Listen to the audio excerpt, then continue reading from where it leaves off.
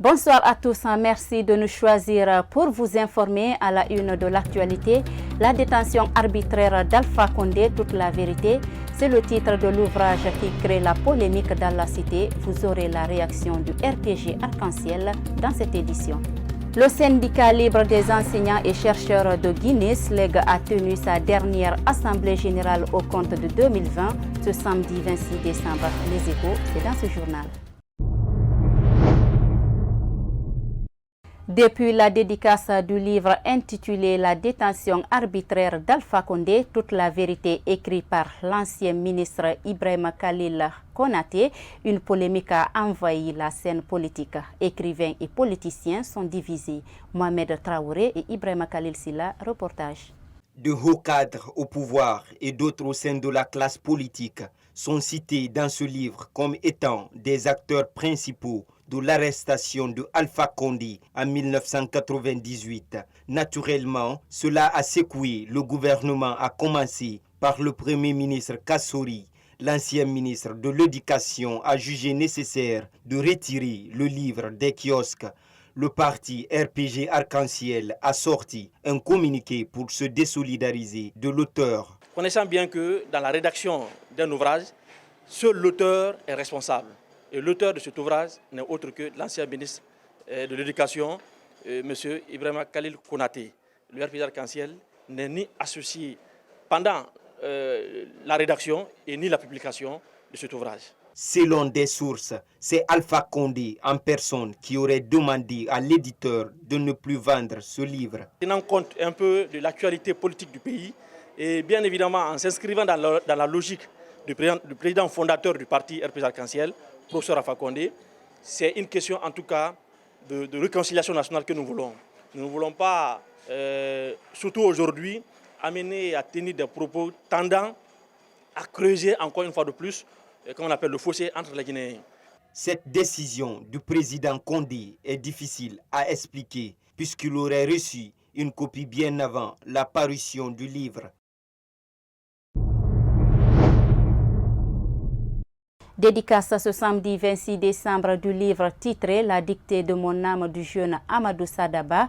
L'événement s'est déroulé à l'espace Malika Condé devant un parterre d'invités. Compte rendu Bintou Souma et Moustapha Diani. Ce recueil de poèmes de 100 pages intitulé La dictée de mon âme parle de la jeunesse, de l'immigration clandestine, des violences basées sur le genre et de la politique. Âgé de 19 ans, l'auteur Amadou Sada Tall appelle à un sursaut national pour le développement de la Guinée. C'est un livre d'un jeune, et pour les jeunes en particulier et en général pour les Guinéens, pour tout Guinéen épris d'une Guinée meilleure. J'ai choisi la poésie parce que il n'y a pas longtemps, les écrivains de la négritude ont utilisé la poésie. En fait, c'était pratique, il y a eu un résultat et nous, en ce moment, la poésie est libérée. En fait, il y a la versification libre, donc elle est à la portée de tout le monde, elle est facile à lire, donc accessible à la jeunesse qui ne lit pas souvent. Présent à cette cérémonie, le président de l'Association des écrivains de Guinée a salué l'effort de ce poète. Il parle d'un plus pour la littérature guinéenne. En publiant ton ouvrage, La dictée de mon âme, tu viens d'embrasser la transtemporalité. Tant mieux. Pour ce faire, tu demeureras assis dans son fauteuil dodu et cossu. Félicitations. Composée de 50 poèmes, La dictée de mon âme est la toute première œuvre de l'écrivain Amadou Sada Tall.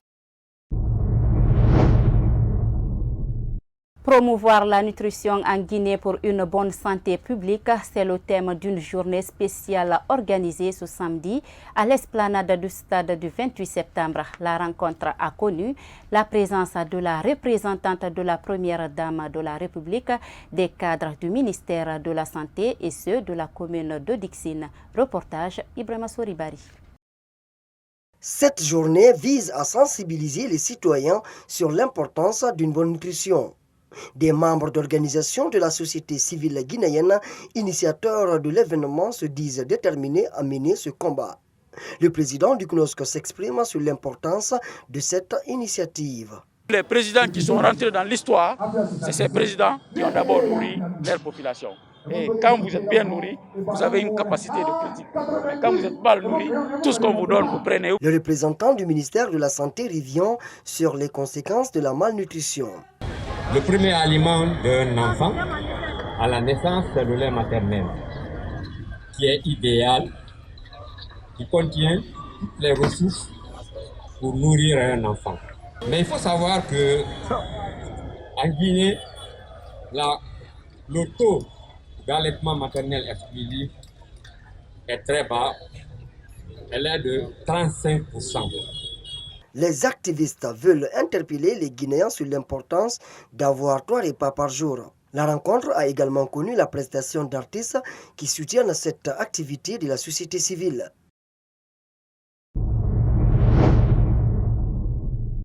L'automédication consiste à soigner certaines pathologies sans prescription médicale.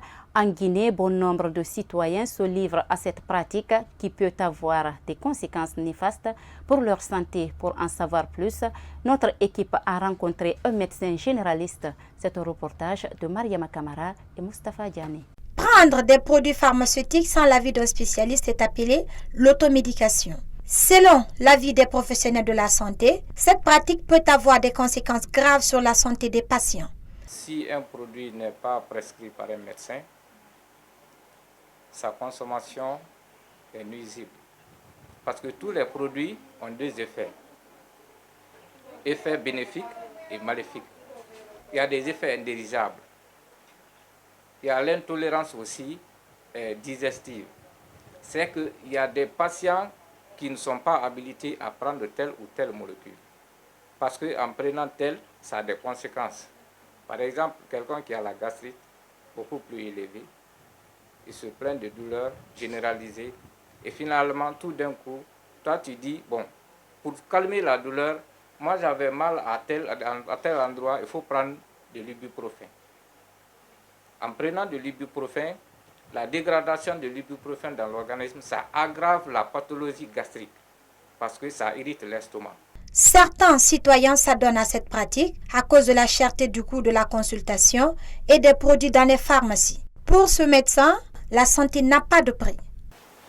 Il est conseillé à toute personne, quel que soit son âge, quand il y a une plainte, de se rendre dans un service de santé pour se faire consulter, afin qu'un bon diagnostic soit posé et qu'une thérapie soit prise en charge.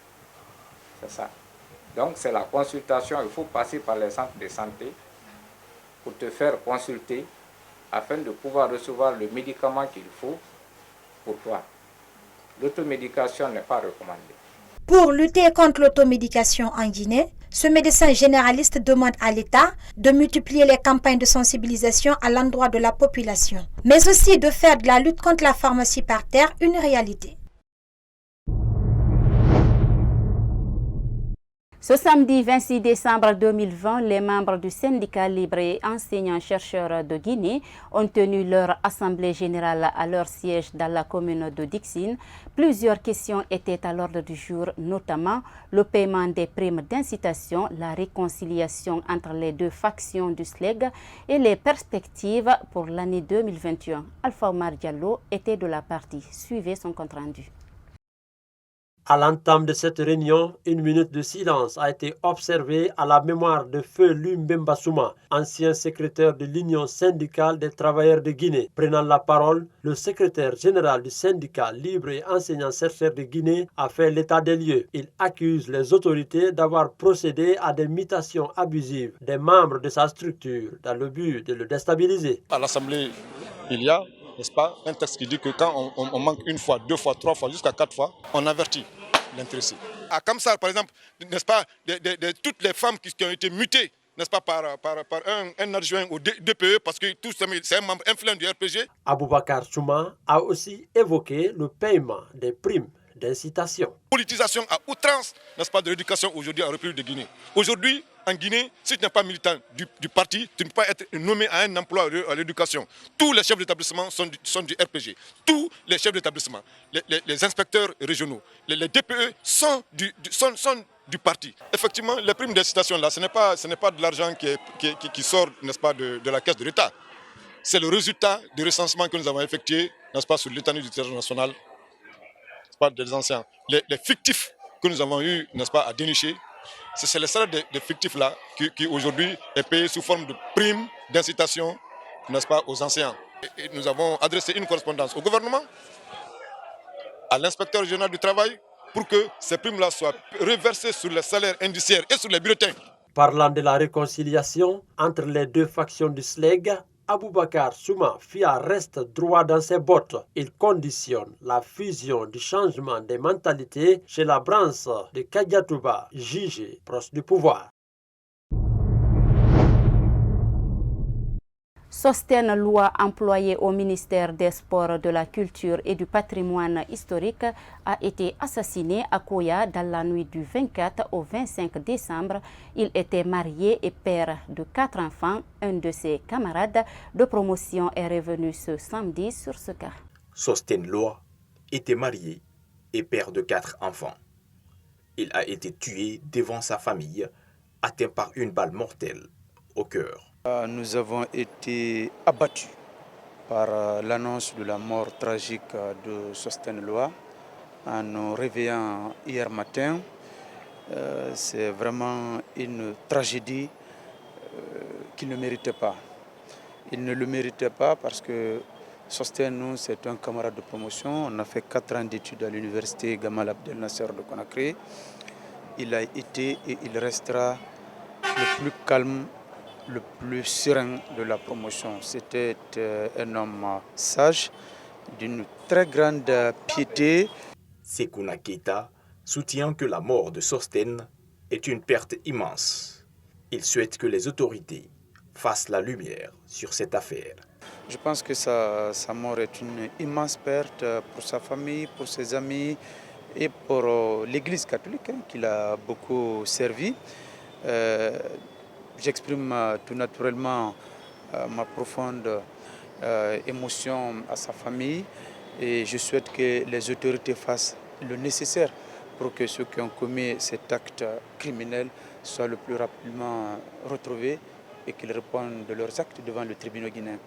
Journaliste de profession, Sostem travaillait au ministère des Sports, de la Culture et du Patrimoine historique.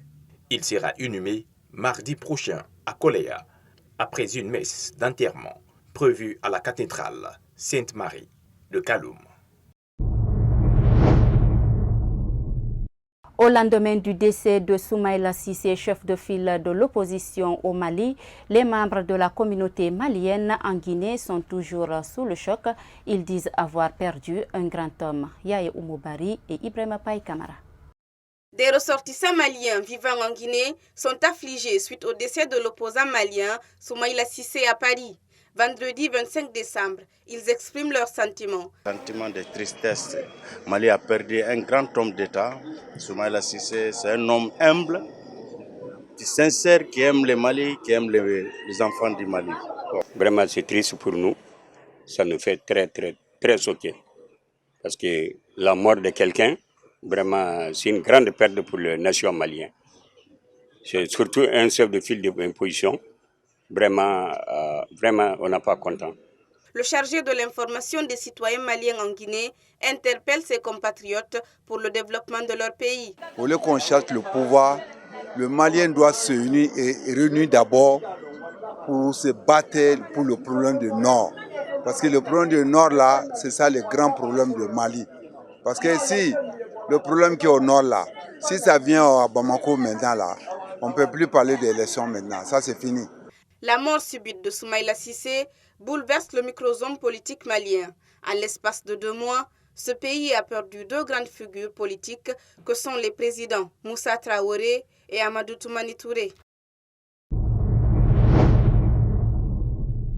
Une information de dernière minute vient de nous parvenir. Au moins 7 personnes ont été tuées lors d'affrontements intercommunautaires à Macenta. Le conflit oppose 2 familles. À propos de la paternité de la ville, vous aurez plus de détails dans nos prochaines éditions. Voilà, mesdames et messieurs, c'est cet élément met fin à cette édition d'information. Merci à tous de l'avoir suivi et bonsoir chez vous.